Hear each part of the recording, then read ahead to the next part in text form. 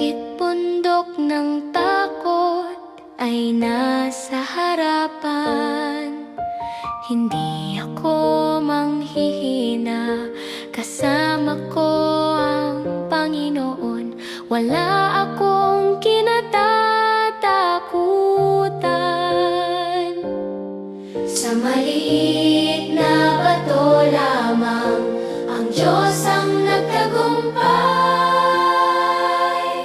Tulad ni David sa harap ni Goliath, tatayo ako sa pananampalataya.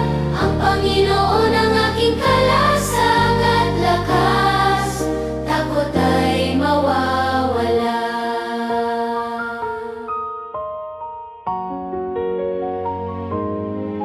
Kahit ako'y pagtawanan ng mundo,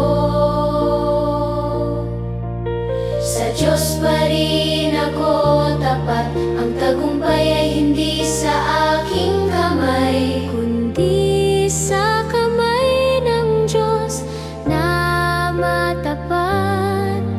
Sa ngalan ng Diyos na buhay, ako'y mananalo't aawit. Tulad ni David sa harap ni Goliath, tatayo ako sa pananampalataya. Ang Panginoon ang aking kalasag at lakas, takot ay mawawala.